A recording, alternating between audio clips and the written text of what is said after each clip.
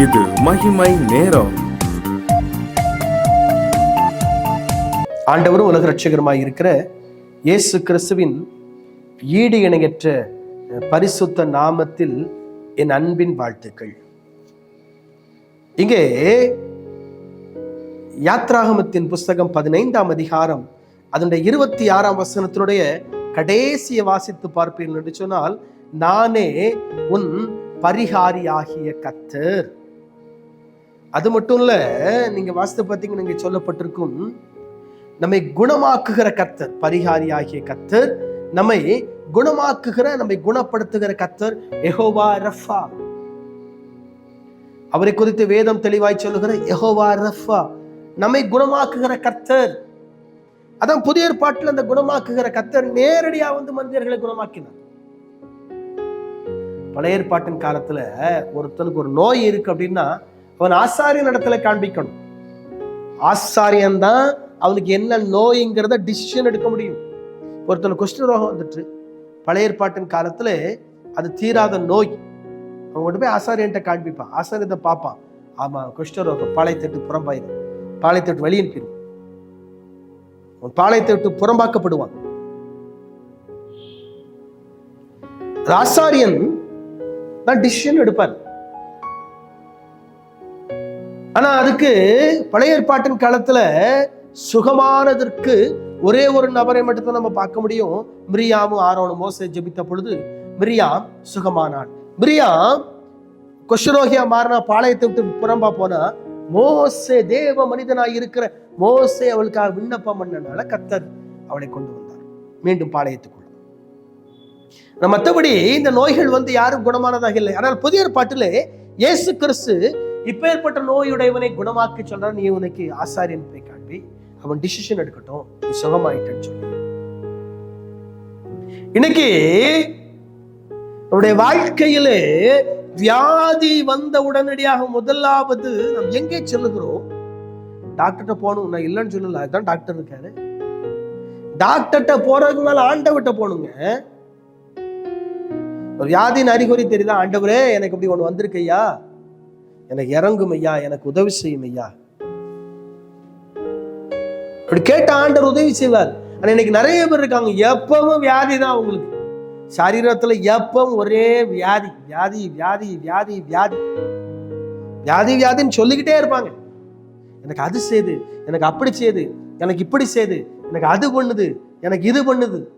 ஆனா டாக்டர்கிட்ட கொண்டு காசை கொடுத்து செக் பண்ணி பார்த்தா சொல்லுவாங்க, உங்களுக்கு ஒண்ணுமே இல்லையே, ஒண்ணுமே இல்லை, எந்த நோயுமே கிடையாது. எனக்கு ஒரு நல்ல ஒரு குடும்பத்தை தெரியும். அந்த கணவன் ஒரு ஊழியர், மனைவி எப்பவும் நோய் நோய் நோயின்னு தான் சொல்லிக்கிட்டு இருப்பாங்க. எப்பவும் ஒரே நோய் தான் அவங்களுக்கு. எனக்கு பிரஷர் வந்துட்டு, எனக்கு சுகர் வந்துட்டு, எனக்கு அப்படி செய்யுது, எனக்கு என் இருதயத்துல ஏதோ ரெக்க கட்டி பறக்குது, இப்படி ஏதாவது சொல்லிக்கிட்டே இருப்பாங்க. அப்போ டாக்டர்கிட்ட போய் செக் பண்ணி பார்த்தாச்சு, எந்த நோயும் இல்லையா உங்களுக்கு, நோ டிசீஸ், நோயே இல்லை. உங்களுக்கு மூளையில பாதிப்பு, உங்களுக்கு மனசுல தான் நோய் அப்படி சொல்லி மருந்தை கொடுத்து அவர் அனுப்பி விட்டுறாரு. இது எப்படி, எதுக்கு காரணம் என்ன தெரியுமா? பரிகாரியாக கர்த்தரிடத்துல போகாததுதான் காரணம். சிலருடைய வாழ்க்கையில நோயை பிசாசு கொண்டு வரும். ஏன் நீங்க பிசாசுக்கு இடம் கொடுக்கிறீங்க? ஏன் பிசாசுக்கு இடம் கொடுக்கிறீங்க? தேவன் மேல நீங்க நல்லா ஜெபிக்கிறீங்க, நல்ல விசுவாசமா மணிக்கணக்கா சர்ச்சில் போய் எங்கெல்லாமோ போய் ஜெபிக்கிறீங்க, ஆனா விசுவாசம் இல்லை. விசுவாசம் இல்லாம ஜெபம் பண்ணிக்கிட்டே இருக்கீங்க. அதான் பரிகாரியாக கர்த்தர் உங்க வாழ்க்கையில அற்புதம் செய்யல.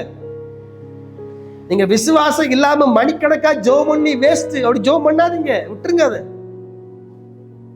ஏன் அப்படி சொல்றீங்க? விசுவாசம் இல்லாம மணிக்கணக்கா ஜெபம் பண்ணி வேஸ்ட். தேவன் உங்க வாழ்க்கையில கிரியை செய்ய முடியாது. விசுவாசமாகி ஒரு வார்த்தை சொன்னாலே அற்புதம் நடக்குங்க, அதிசயம் நடக்கும். விசுவாசம் இல்லாம மணிக்கணக்கா ஜெபம் பண்ணீங்கன்னா வேஸ்ட், நடக்கவே நடக்காது. வியாதி மேலுக்கு மேலதான் வரும். உங்களுக்குள்ள பயத்தின் ஆவி பிசாசு கொண்டு வந்துருவான். அந்த பயத்தின் ஆவி உங்களை மேலுக்கு மேல் மேலுக்கு மேல் வியாதியை கொண்டு வரும். இன்னொன்னு தெரிஞ்சுக்கணும், ஒரு மனுஷனுக்குள்ளே குற்றம் பிடிக்கிற ஆவி, குற்றம் கண்டுபிடிக்கிற ஆவி, குறை கண்டுபிடிக்கிற ஆவி, மற்றவர்களை குற்றப்படுத்தி காயப்படுத்தக்கூடிய ஒரு ஆவி ஒரு மனிதனுக்குள் இருக்குமானால் அந்த நபர் எப்பொழுதும் வியாதி நிறைந்த நபராகவே இருப்பார். எங்க போன அந்த வியாதி குணமாகாது. ஏன்?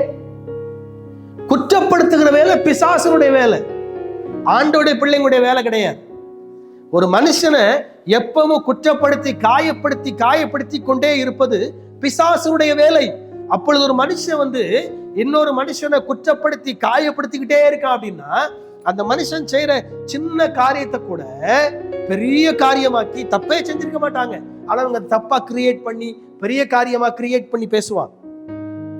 அந்த மனுஷன் அந்த ஆளை காயப்படுத்திக்கிட்டே இருப்பான், குற்றப்படுத்திக்கிட்டே இருப்பாங்க. இது பிசாசு.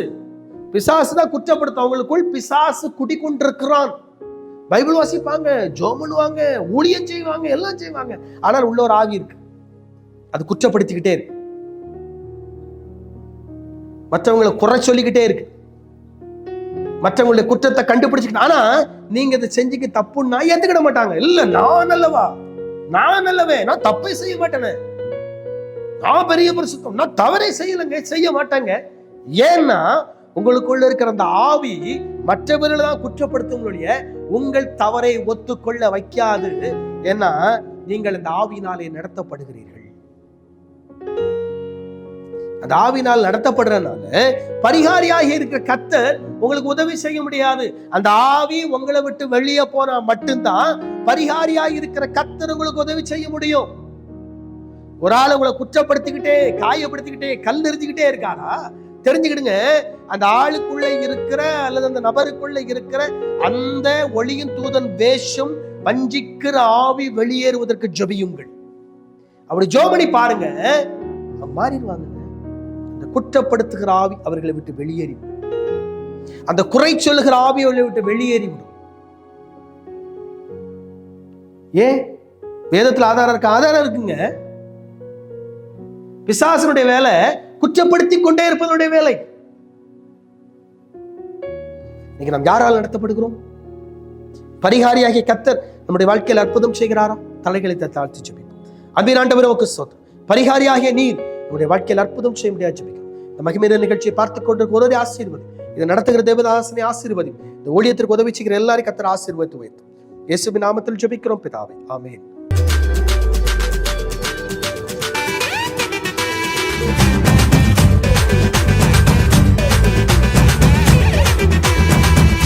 மகிமை